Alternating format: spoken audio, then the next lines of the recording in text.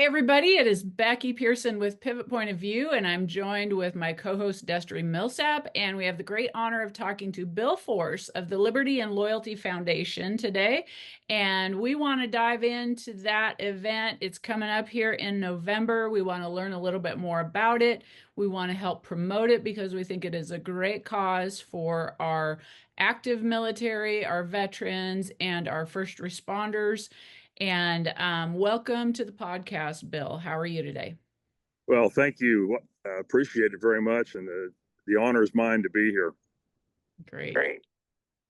Okay, so Bill, tell us a little bit about your background in military, and what are you a roper? Tell me all about all that.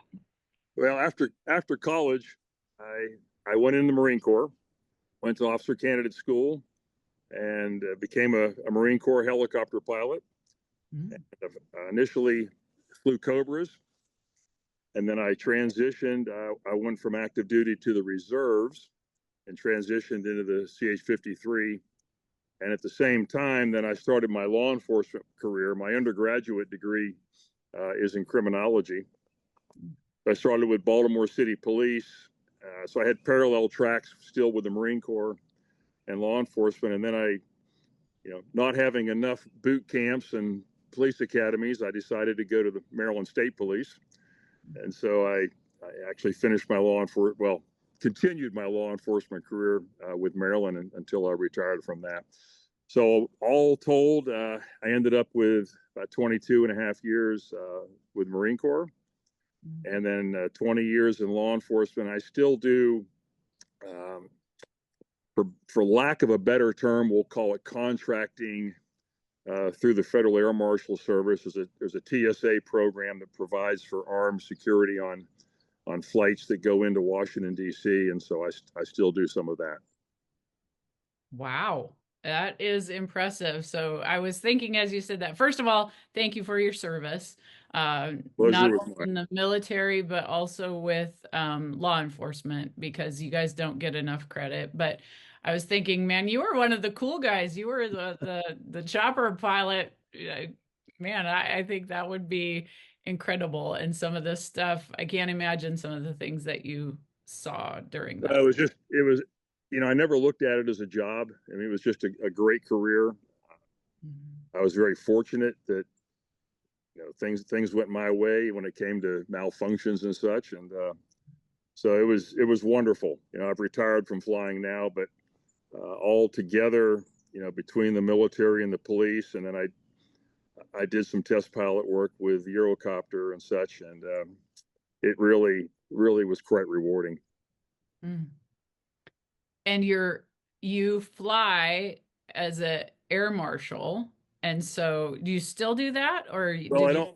I don't want to confuse that. I mean, I am not a federal air marshal, but there is a program in place where armed security flies on aircraft that go into Washington, D.C., corporate aircraft. And so I still do that, yes. Oh, wow. So if we're gonna sit on a plane, we want to sit next to you. Oh, I guess so. All right. So did you grow up with horses? How did you end up getting involved with the Liberty and Loyalty Foundation? Well, the first part of your question there is no, I did not. I mean, I grew up in a rural area in Western Pennsylvania, but no, it wasn't really geared toward horses. I mean, I rode a little bit, but nothing like today. And then, of course, with the careers that I had, that really wasn't feasible time wise. And then, we have 4 daughters, and so a lot of time and effort spent, raising them. But when the opportunity came to move to Texas, that just kind of became the natural thing. One of my daughters, right off the bat, was very interested in horses, and that really is what got us going. And so, in fact, today as an adult, she rides 8 days a week. So I'm really happy with how that's turned out. So for myself, getting involved with the horses, very fortunate. We have a place that we with enough land, and we can, have that here and have an arena and so forth. But I was always very competitive. I grew up skiing and playing tennis. I played, tennis through college. And I actually, before I went in the Marine Corps, I thought I was going to play professional tennis. And after about 6 months of that, I was convinced that there was absolutely no possibility of that continuing. But the competitive streak was there, and team roping just, I can't say there was a moment where I decided that's really the avenue I wanted to go down, but it just kind of happened, and I started doing that. And then as to how I got involved with Charlie, so I went to one of his clinics and met him. It was actually the first year. It was called the American Military Celebration on that first year. And so I went and participated in that and was really intrigued by it, and got to know Charlie, and sat down with him afterward and offered, to be a part of it to whatever degree I could, and could be, helpful. And that's really where we got going. And so now we're, about to have our sixth year. Of course, the name changed. It's now Liberty and Loyalty Foundation, and the event, as you referenced, coming up in November, is called the American Hero Celebration with Charlie Crawford. And so really, really exciting time. That's amazing. Yeah, I love what it stands for, and kudos to you for being involved, and then, well, participating and then being involved and giving back to the organization. That's amazing. Well, the giving back part, you know, the question I get asked is why do you do this, or what brought you to do this? And, as I alluded to, my military career and my law enforcement careers were both very successful, from many standpoints, rewarding. And I've said on numerous times that I never had a bad day on either one. I had very difficult days, but when it came to the profession and serving and what you got out of that, and the relationships that you made with others, then the reward far exceeded any of the difficult times. And so now, I'm at a point where, I'm able, time wise and energy wise and so forth, to give back. And I think that's important for all of us, that we do what we can to help those that are, struggling, or help influence those that are coming up, and the decisions they make and the paths they take. So that's really why I'm involved with this. Right. And for people that are listening that have never heard of the foundation or what the event is, can you dive into that a little bit more and explain, somebody that totally is unaware of it, what it is? Sure. So Charlie Crawford, and for those that don't know, Charlie's a 10-time NFR qualifier as a team roper.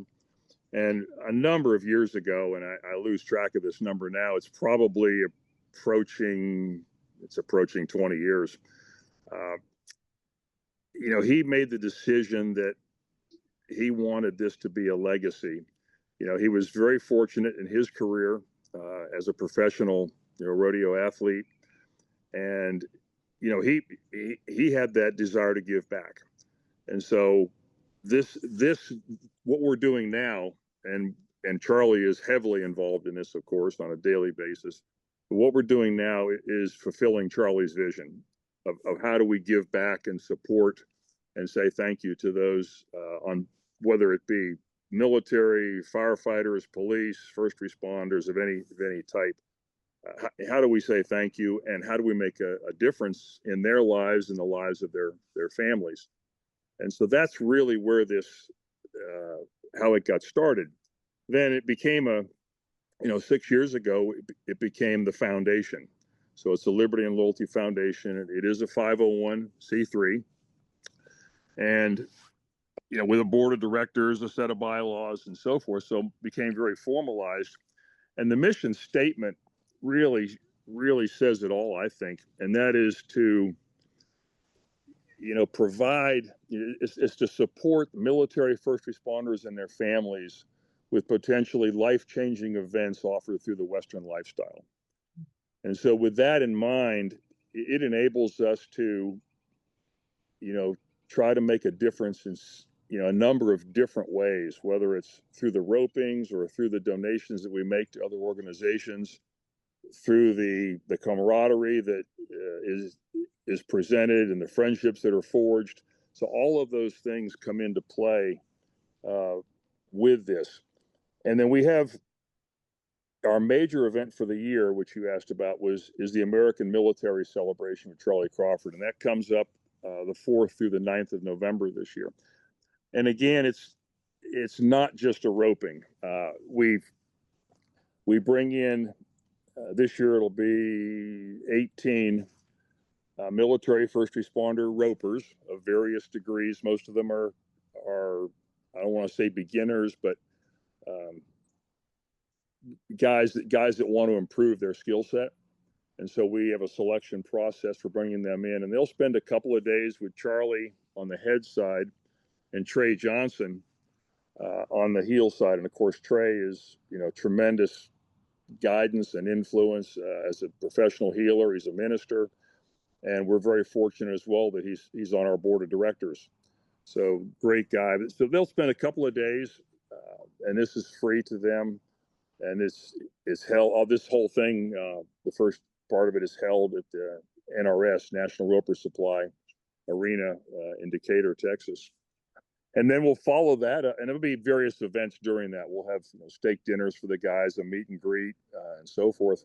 And then we'll have a couple of days of ropings. We'll have an open roping, and then we'll pair up the military first responders with the pros. We don't call it a pro-am. We call it a Mil First Pro, Military First Responder Pro, because it's hard to, in Charlie's words, it's hard to call guys who've done what they've done amateurs. So we don't use that term. But the great rope and the camaraderie there is just unbelievable. A lot of pro-ams, it's like going to the 8th grade dance where you have the girls on one side of the room and the boys on the other. And it's not like that. The interaction between military first responders and the pros is really remarkable. And year after year, you see, that increase and as we go along. So it's kind of neat. And then we'll have our military first responder roping, which the first year was about 36 teams, and last year we had 388. So the growth is really nice to see. A lot of guys getting involved, and girls. I use that generic term, but a lot of getting involved. We'll have our gala during that time frame where we'll have a silent and live auction going on. And then this ends on Sunday the 9th, where we go to Cowtown Coliseum in Fort Worth for what we call the NFR Showdown. It's sponsored by Imus Ranch and Quarter Horses, and we're live on the Cowboy Channel. We bring in the top pro teams, and we bring in the 15 military first responder teams that we've identified on the day before for the short go, and they're roping for real money. On the military first responder side, the winning team is going to split 30,000, and then new Martin saddles, buckles. So just a really fun event. We try to replicate the NFR experience as much as possible, both in how we build it up, the type of roping we have, and the location. The arena is essentially the same size as the Thomas and Mack. So that's kind of the Reader's Digest version of how this whole thing's going to happen. They always say the outside of a horse is good for the inside of a man. And so what a great deal for these veterans to be able to have an opportunity to be a part of something like that. How did you get this event to grow so much from 36 teams to 300? That's a great question. And we have assembled, I think, as good a team as exists to put this together. So we call it our ops team, and it's all people that have volunteered, and that's the great part of it. They came to us. and we put this together, and each person has their area of interest, whether it's merchandise or the clinic or the auction items, whatever it is, the steak dinner we do, and they push it, and the word of mouth from those that participate I think is probably the greatest factor, along with the enthusiasm of the ops team. I think that's probably how we've done it, because it's not a lot of advertising. Everybody here is a volunteer. We have no paid personnel, and so it's just a lot of people doing what their heart tells them to do, and then those that come, I think, the vast majority enjoy it and come back subsequent years, and that's how it's growing. I mean, it's not a magic formula. It's just doing what you love to do the best you can do it.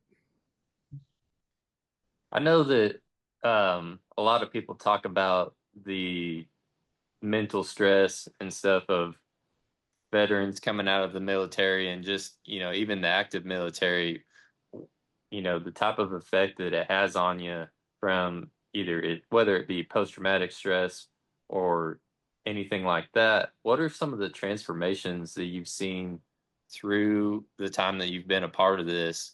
Whether it's guys coming to the clinic or just interacting at the roping, what have you seen transformation wise with those military members? Well, it's been phenomenal, and there's not just one answer to that, because you have, I noticed the first, or I guess it was the second year we did this. We had, I remember there were a couple of wives sitting in the stands crying, asking, are they okay? And they said, this is the first time we've seen our husbands smile since they came back. And in that case, it was Afghanistan. So impact on the family, the individuals. It's hard for me to speak for everybody, because everybody has their own story and everybody's impacted, to different degrees. And I don't even think a lot of us even realize until you get in this environment and you talk to the other guys and you see what they're going through, or what, the successes they have, in addition to the challenges, you realize what kind of impact it is. So, I mean, there's emotional support, emotional impact to it. There's financial impact to it, of course. When we donate a horse to Charlie 5 and they turn around and give it to a recipient, and you watch that happen, it's just, it's magic. And I'm not the person who can say what somebody feels like inside or what the impact is on them. I think the best way to see it is when they come back, and the number of people who after their first year come up to us afterward and say, okay, what can I do next year? I want to be involved. And one of the things that we don't focus on problems, per se.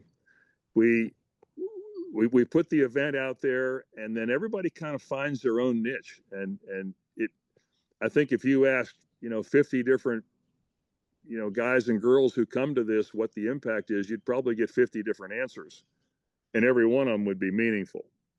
And so that's probably the best way I can put it, is that we've put the product out there in an effort to let everybody kind of self-discover what works for them. I think that's just so important in business or with an organization like that, always putting your best foot forward in it. So it's really incredible that you have all the different pieces that come together, and you have such high level people in each position to make it such a special event. Yeah, I mean, you can't say enough about the team. There's just every one of them, and if you have the opportunity to meet them, I hope you do, because it's really something. It's a pleasure to work with them. So besides Charlie, who are some of the major influences in your own roping? um, I started out trying to teach myself, I did everything wrong. I got a horse that had never been roped on. I hadn't roped, so that horse and I learned how to do everything wrong probably 20 times over. And we'd fix that, fix something and then break something else. Have to fix that. But there was a gentleman. His name was Mike Clark, and Mike was a true Texan. Grew up here, roped his entire life, and I was at one of my first ropings that I went to, and I was standing there, and Mike came up to me, and I knew who he was. I'd never met him, and he's a pretty gruff guy. And he said, what are you doing? I said, well, I'm looking for somebody to, like little rope with. And he goes, nobody's going to rope with you. And I said, okay. He goes, you want to know why? Said, yeah, sure. He goes, because you're no good. And okay. He goes, you want to get good? I do. He goes, well, I've seen your athletic ability, so load your horse up in a trailer and follow me. Anyway, we went to his house, and he kind of took over from there, and I learned a lot from that gentleman, and still, love him to this day. And then, of course, you get to the next level with Charlie. I mean, there's just no, the relationship I have with Charlie has gone far beyond this organization. And for me, that's, certainly one of the benefits of this is that I got to know Charlie and Jackie, his wife, and, they're unbelievable. And what they've been able to do, the friendship that they provided. And then, of course, on the roping side, I rope with Charlie on a regular basis. And, he's improved my roping, tenfold. So those are the guys. I mean, I don't idolize a lot of people. I take people with, I respect the ability that they have and learn everything I can from them. Trey Johnson, again, another great influencer. So, I've roped with Travis Graves several times, and I think Travis is, absolutely awesome. I've roped with him in the military first responder pro, I think 3 years now. And, we've developed a friendship. His father and I are very good friends. And so Travis is another one that I respect tremendously and I love roping with. So guys like that, Chad Masters, what a down to earth guy. Just a great guy to be around. Ken Bray, the owner of Equibrand, is on our board, and of course his two sons are very close with the Crawford family, so I've got to know them all very well and rope with Peyton and with Wyatt. And so again, those are guys that are just tremendous human beings and represent themselves, their family, and the sport beautifully, and they're just a lot of fun to be around. So that's a long answer to your short question. Yeah, two things you don't have to look very far for in Texas are an honest opinion and guys that rope really good. So that's true. You're definitely in a good area to be able to improve. And I've never been to one of Charlie's clinics. I would love to go. But just from a teaching perspective and a technician perspective, he just seems like an incredible influence to learn from, because whoever your mentor or whoever influences you to learn, that's a game changer, and that will make or break you. It really is. And both Charlie and Trey, when you look at them as teachers and instructors, they're fantastic, absolutely fantastic. So the guys that come to this, the guys and girls that come to these clinics, get a lot out of it. Absolutely. What else? What else can you tell us about this event? What is next for the Liberty and Loyalty program? Well, there is expansion. I think that the American Hero Celebration portion of it, the November portion, will stay with minor changes. It'll pretty much stay in the same format. We're very comfortable with that. We like it. We've developed a brand, and so that's going to stay. Several years ago, we introduced a branding in the spring, and we're going to keep doing that as well. And it's a little bit different orientation. We go to a ranch, and we invite guys and girls, veterans, first responders who have, for the most part, have never been on a horse, and we spend a day the ranch branding and letting them, see that whole, experience it and participate to, the greatest degree that they can, certainly. And that has turned out, tremendously well. So we will continue that program as well. It's a 1-day branding. I think that may expand over time into an overnight chuck wagon, kind of an affair, but we're not quite there yet.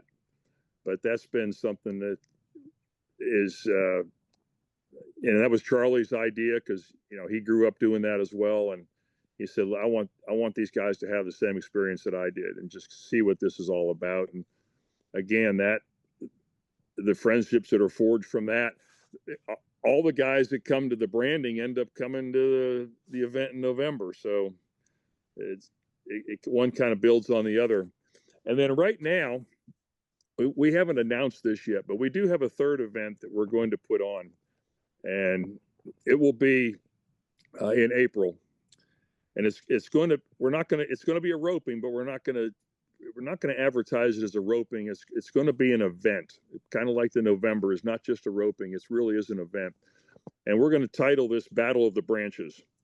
And the theme of it's going to be the different, Army, Navy, Marine Corps, Air Force, law enforcement, firefighters, all in a tournament format, competing team roping against each other. And then we'll add some additional ropings with that. So I think that right after our November event, you'll see the formal announcement coming out about that and what's going to happen. But again, we're in the early planning phases of that, and I will say that's going to be in Stephenville, and that's going to be a lot of fun too. So that's kind of where we're headed as we grow, and again, being true to our roots with our mission statement of how do we influence, to the greatest degree possible. That sounds like an incredible event. I mean, always love competition between different entities. And the branding portion of it definitely hits home for Becky and I. I mean, I grew up in Nebraska. I live in Oklahoma now, and man, any opportunity that I would have to go brand, I would. I just love doing it, and I bet having guys like that is a lot of great help during that time. It really is. We provide them. We all bring our own horses, our extra stuff that guaranteed not to buck, and put them on, and we'll go out and spend the morning rounding them up, and then go to the branding pen, and then we'll have a big Hard 8 barbecue. Kind of helps us out tremendously out of Stephenville, and they'll come and put on the lunch for us, and it's a great time. I mean, it's just, as I mean, it's just you can't say enough about it. If people are interested in coming, they can come watch. Can they watch the clinic too, or is that just pretty much just for participants? Nobody come and watch? Or no, absolutely, it's exactly the opposite. We want everybody to come, and we want everybody to experience this from whether they're sitting in the stands or sitting on a horse. The number of people who have come to the clinic to watch has been amazing. When I mentioned we have 18 coming to the clinic this year to participate, we had over 90 applications for it. Well, a lot of those guys that didn't get selected this year, they'll come and help. They volunteer, say, hey, I still want to come. They can come, they can monitor it, they can, again, do whatever.